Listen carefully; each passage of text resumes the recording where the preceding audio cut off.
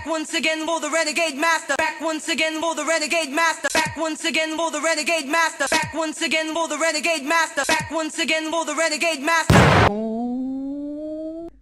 Hello my renegades, and we are back. And what are we back into? We are back into Married at First Sight UK Series 8, and we are now on episode 18. All I'm gonna say before I say the regular stuff is, how many people are they gonna keep adding? Like, how many are they gonna keep adding to this bunch already? I mean, I can't hardly get all the names correct. I'm right in my head as it is already, but now you're gonna add 2 more. Anyway, before we talk about it, please hit that subscribe button. Please hit that notification button so when you know I am on and doing videos. And let's talk about this now. So now there's a new couple. There's a gay couple named Mark and Sean who are about to get married. Mark is a little pocket rocket. He is a little pocket rocket. Let's hope he doesn't have any type of Napoleon complex like some short people do. And I can say that because I'm a short ass. I'm a short ass. I can say that. Okay, before you come at me. All right. Anyway, so as I said, Mark and Sean, new couple getting married. There is a little bit of a blowout at first because Mark is a little bit of a diva, and he didn't have the right shirt for him to put his skull buttons onto his shirt. So he was saying there's going to be no marriage if he don't get no skull buttons on his shirt. I know some people will say that, you know what, it's a given. There's going to be diva moments on your wedding. You want to look good. You want to have the vision that you envisioned on your wedding day. Me, I couldn't give 2 hoots at the end of the day. If something like kind of went wrong with my outfit, say skull buttons, then I probably would have just made do with the shirt that I had. But no, Mark could not do that. Also, Mark don't do nothing. Like, his mum does everything for him. That man don't cook, that man don't clean. And no, it's not a Cardi B song either. Is it a Cardi B song, that one that says I don't cook, I don't clean? It is a Cardi B song. But yeah, it's not a Cardi B song. That man don't do nothing. Like, he needs someone to take care of him, and he is quite needy.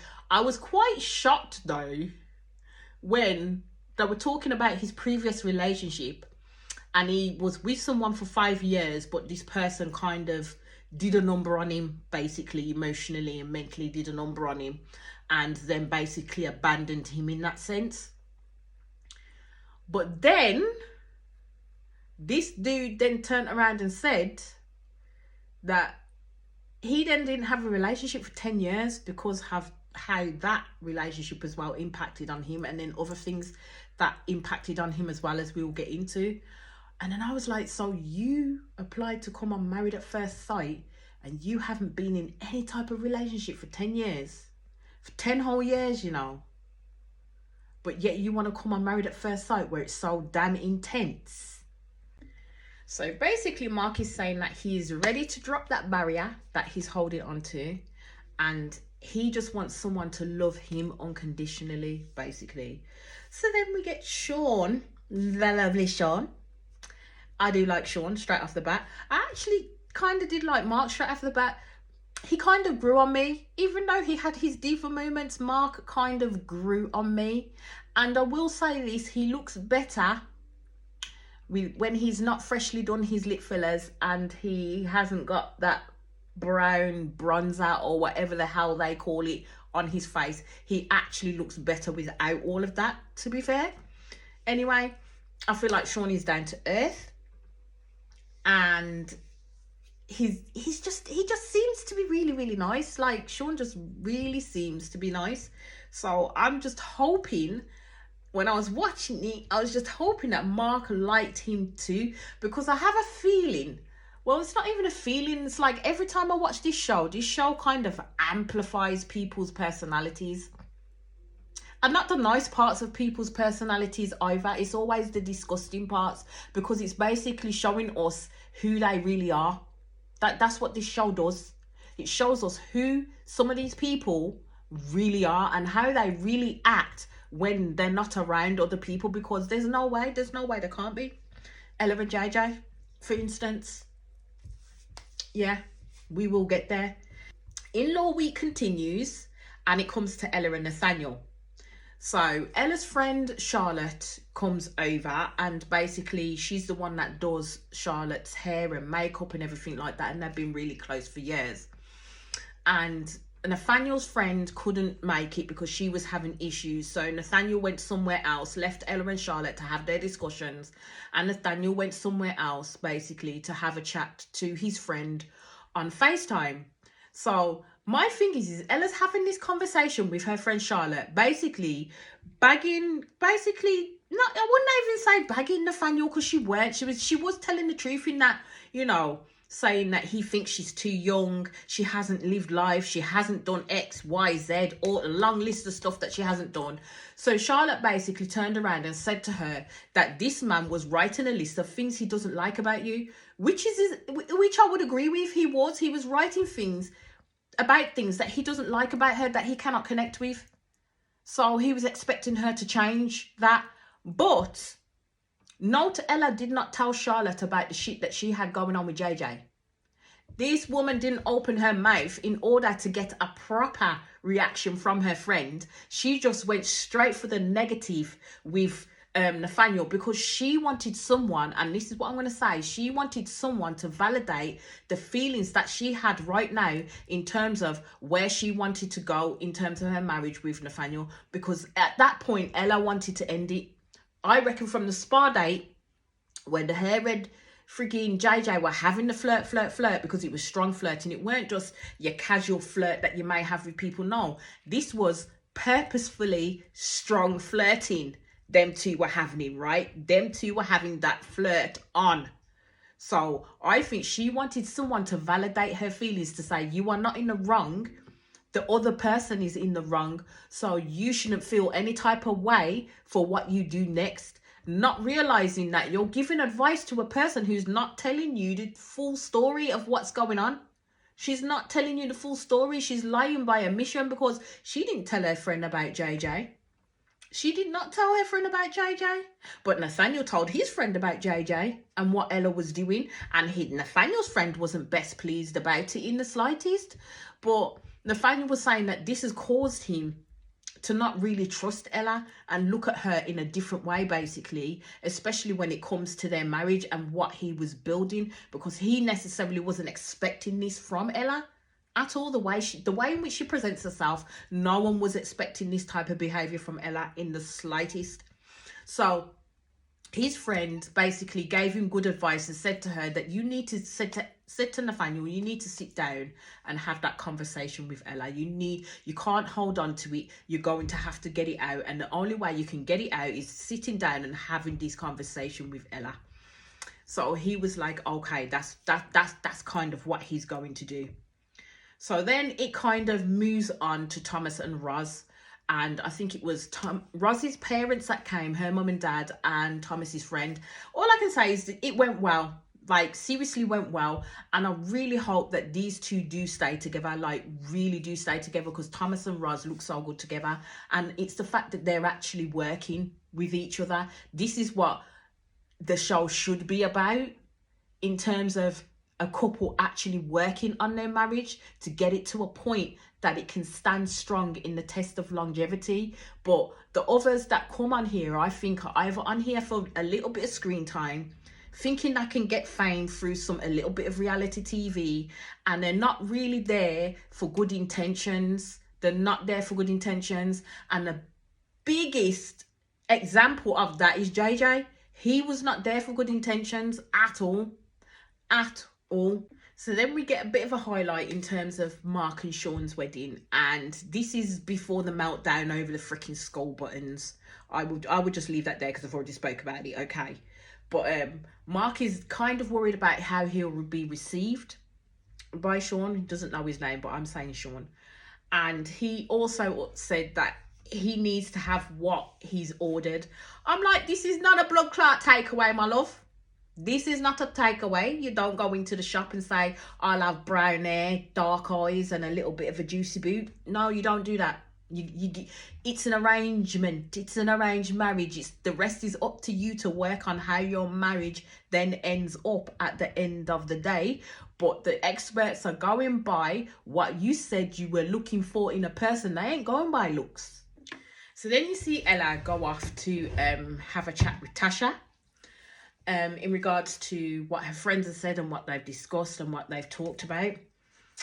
And basically Ella's got it in her head that she believes that Nate just won't say to her that he just wants to be friends. Basically, that's where she's gone with this. But my thing is if JJ hadn't happened to come on this show, yeah, if JJ or someone like JJ hadn't happened to come on this show, do you think Ella would be thinking this way in regards to Nathaniel right now? No, she bloody would not have.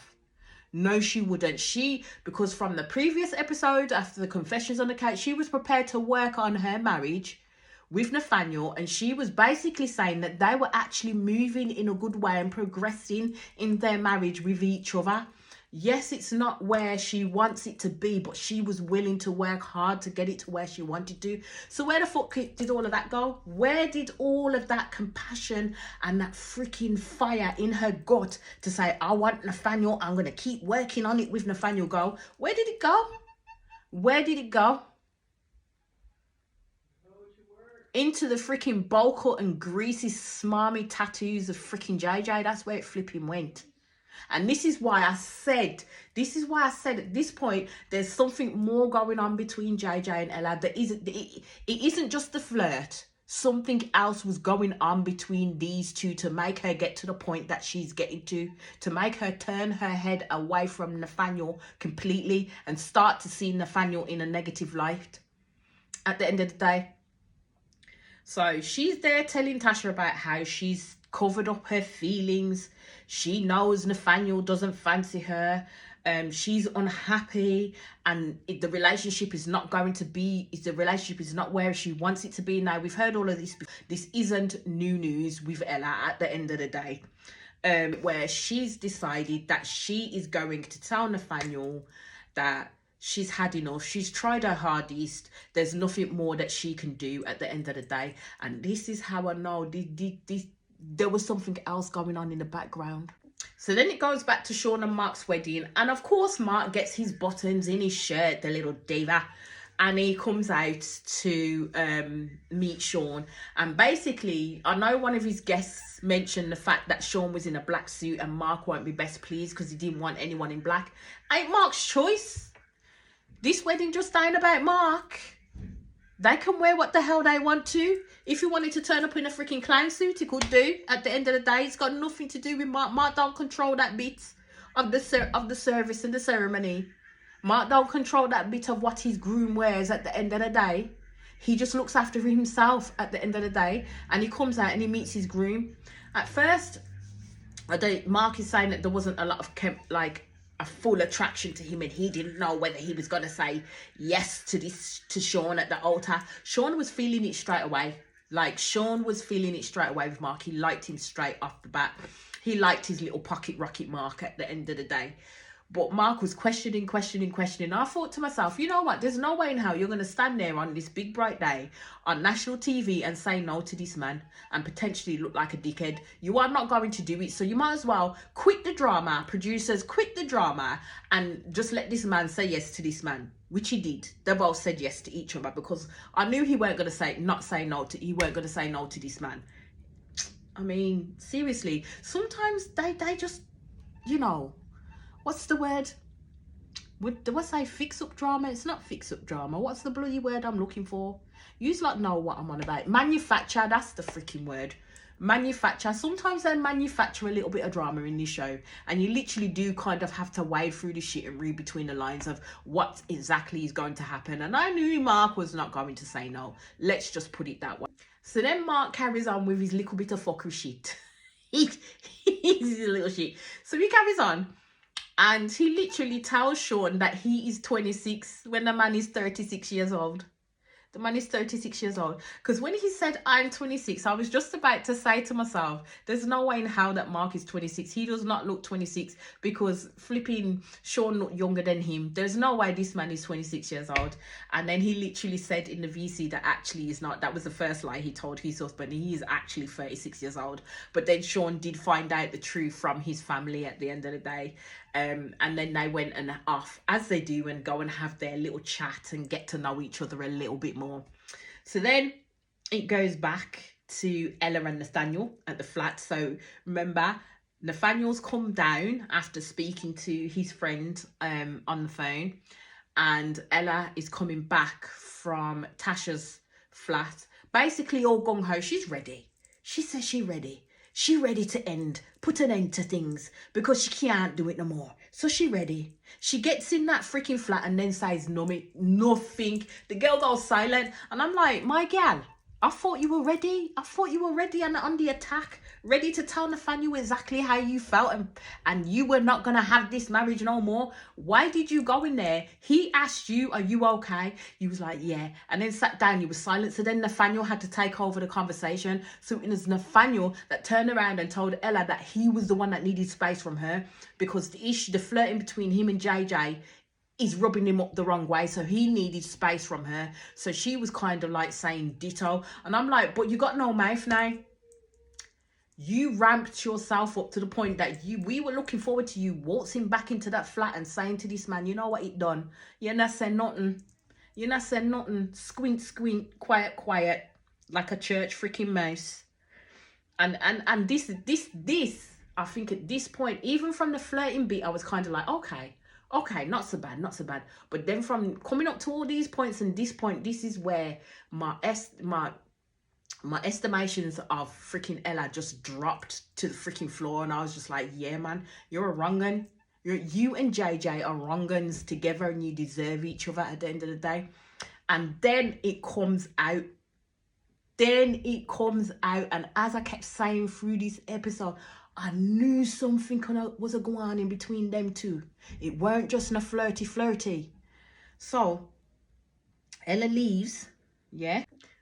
So basically, then you see Ella in a room by herself, in one of the flats by herself, basically saying that she's made a new attraction. She doesn't want to make any rash decisions. She's already made rash decisions, but hey ho, neither here nor there at the moment. She's saying that Tasha validated her how she feels that Nate doesn't fancy her. And basically she says she came here to find a husband. Why is it these fuckers, I'm sorry, but these ratted fuckers that play away from their marriages in this experiment always turn around and say, I came here to find a husband? My gal, you were matched with your motherfucking husband at the end of the day. This was an arrangement. It weren't no choice of yours. You don't come in here and start cherry picking everybody else's men. That's what you don't do at the end of the day. So yes, you came in here to find a husband, and they matched you with a husband. If it didn't work out with that husband, then you have that discussion with that said husband and say it no work out. And then you take your ass and leave. You don't then decide, oh, I like that one over there, so I'm going to take that one over there. You don't do that. You really don't do that. So then she there texting JJ. He comes out, she's been texting JJ. But I already knew the way in which they had the camera angle, and she was showing the text that she made, that text was done previously. How they were doing it was promotion. Oh, what's the word? It was a producer plant at the end of the day, because they'd already caught wind that Ella and JJ were having communication with each other. So they already knew that it was Ella that got in touch with JJ first in terms of that communication. So they wanted to see how the texts are going on. So that's how you end up with the slant and the whole camera view of her texting, because nobody texts like that. Nobody texts like that. So you see Ella asked JJ if she wouldn't mind coming out for a drink, like meeting up so they could chat. And that's where it starts. And I'm like, you see this here? This is the bullshit here, because my girl, you are still married. You didn't end your marriage with Nathaniel when you was in that freaking flat where you had the opportunity to do so. You didn't. You went behind his back and started doing that because he basically said to you he wanted some space so he could regather his thoughts, and then they will come back and reconnect and talk about the situation at hand. You'd already checked out by that point, because you've already got someone in the wings that you potentially know you could go and get. That's it, plain and simple. You potentially played in Nathan's face. JJ played in Bianca's face, and now you're both are gonna try and play with each other. No, and no. So basically, she turned around and said that it's time for her to think about herself and she has to be selfish throughout this whole motherfucking point. To this point, my girl, you've been selfish. This is not selfishness. This is not selfishness at all. This is a different plane. This is a higher up level of selfishness that I've ever seen in my whole entire life on this show, to be fair. And fucking hell, I will always say the same way you get them is the same way you're gonna lose them. So yeah, I just wholly disappointed. Like, seriously, wholly disappointed in Ella. I expected more from her, to be fair. So basically, yes, we do see a bit more of Sean and Mark's wedding, and they are like having their conversations. But then I'm going to quickly now switch to the fact that, you know, the text is said, JJ, you see JJ come up, and JJ basically admitting that him and Ella have been texting and that there's a connection there. That's what he's saying. So how long these people have been texting, we don't know, but they've been having their secret dalliances and their secret communications. And as I said, I have no words for them. I have no words for these two rotty people right here, so I have no words for them. So now I'm going to chat to Bianca. And I just feel it for Bianca, because JJ outright just sat there and lied in this girl's face. He turned around and then said he needed space. Yeah, he was thinking about how he was feeling. He's confused. He isn't sure where it's going to go. He feels pressure. Yeah. He says that he said to her that he felt like it was more like friendship, but she's asked for more, and he feels that he hasn't engaged in more with her within that. Not explaining why he hasn't.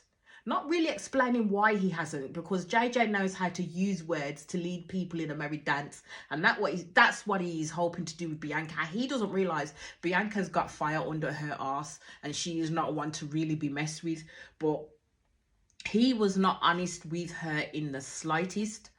Myself believe that him and Ella planned this at the end of the day in terms of getting this space, because as soon as JJ wants to get his space, what do you think he's going to do when JJ gets his space? Who do you think he's going to start to talk to? Who do you think he's going to meet when JJ gets his space? And the fact that it's just bare ass cheating, like full on. But then people had the audacity to get mad at Portia for playing spin the motherfucking bottle, kissing husbands who were kissing her back. Yes, I don't condone what Portia did in the slightest in that, because her husband had gone up, so he was none the wiser, but she had those conversations with her husband. But this is a lot worse than what she did.